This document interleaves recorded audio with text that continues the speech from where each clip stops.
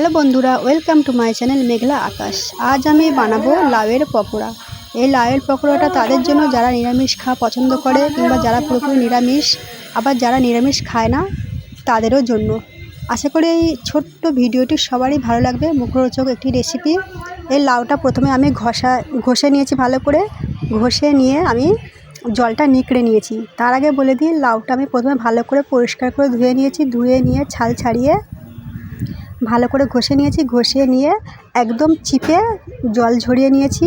তারপরে এর মধ্যে দিয়ে দিয়েছি আমি হলুদের গুঁড়ো, লঙ্কার গুঁড়ো, জিরের গুঁড়ো, ধনের গুঁড়ো, লবণ আর গোলমরিচের গুঁড়ো, আর দিয়ে দিয়েছি আদা। আমি কিন্তু আর কাঁচা লঙ্কা দিয়েছি আর একটু টমেটো দিয়েছি। আমি কিন্তু এখানে কোনো পেঁয়াজ কিংবা রসুন ইউজ করিনি, কারণ আমরা হিন্দুরা লাউয়ের মধ্যে আমরা পেঁয়াজ রসুন খাই না।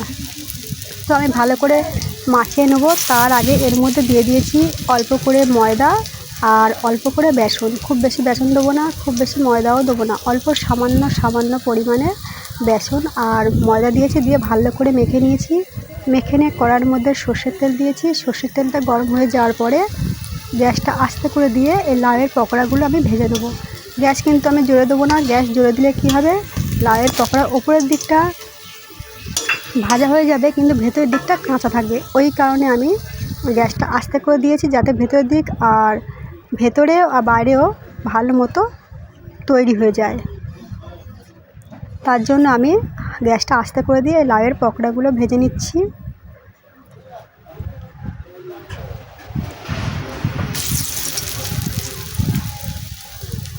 তো বন্ধুরা, ওই দিকটা ভাজা হয়ে গিয়েছে, আমি তুলে নিয়েছিলাম। আমি আর এক ধাপ ভেজে নিচ্ছি।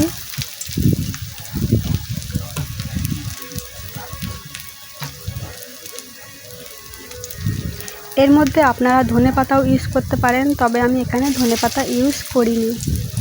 আর পেঁয়াজ রসুন কিন্তু আমি একদমই ইউজ করিনি, কারণ আমরা পেঁয়াজ রসুন খাই না। এর মধ্যে দিয়ে দিয়েছি আমি আদা দিয়েই ভালো করে মেখে নিয়েছিলাম।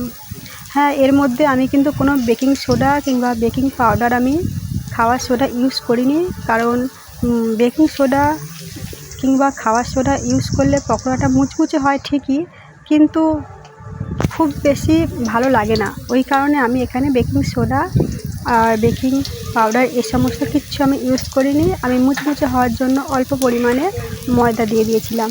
আপনারা ময়দা দিতে পারেন, আর যদি মনে করেন তো বেকিং সোডা কিংবা বেকিং পাউডার দিতে পারেন।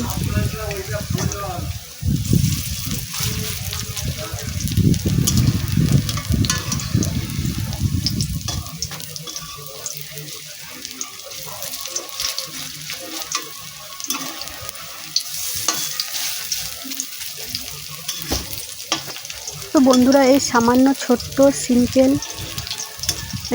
পকোড়া করার রেসিপিটি আপনাদের কেমন লাগলো তা আপনারা কমেন্ট বক্সে অবশ্যই জানাবেন।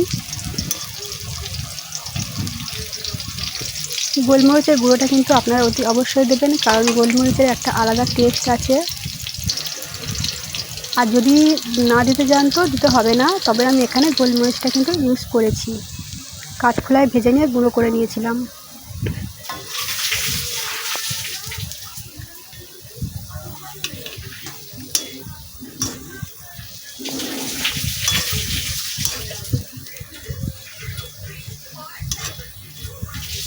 তো বন্ধুরা, আমার একদিক ভাজা হয়ে গিয়েছে, আমি উল্টিয়ে দিচ্ছি। দেখতে পাচ্ছেন একদম আস্তে আস্তে করে হচ্ছে পকোড়াগুলো।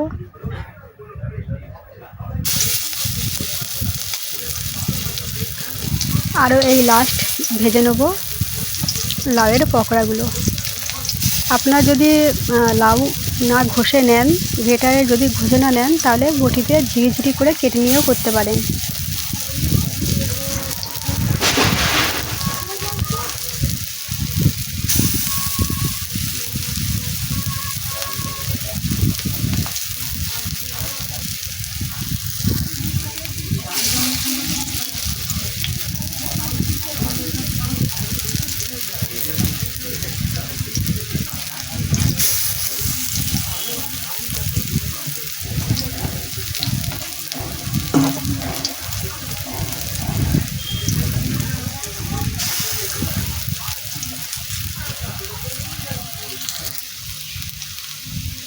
তো বন্ধুরা আমার একদিক ভাজা হয়ে গিয়েছে, এই দিকটা একটু বেশি কড়া করে ভাজা হয়ে গিয়েছে। তো বন্ধুরা এই পকোড়ার রেসিপিটি আপনাদের কেমন লাগলো তা কমেন্ট বক্সে অবশ্যই জানাবেন। আর এই ভিডিওটি দেখার জন্য আপনাদেরকে অসংখ্য ধন্যবাদ। সবাই ভালো থাকবেন আর সুস্থ থাকবেন।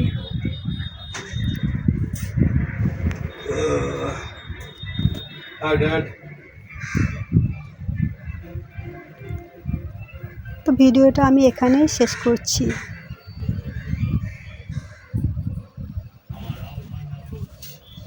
সবাইকে থ্যাংক ইউ।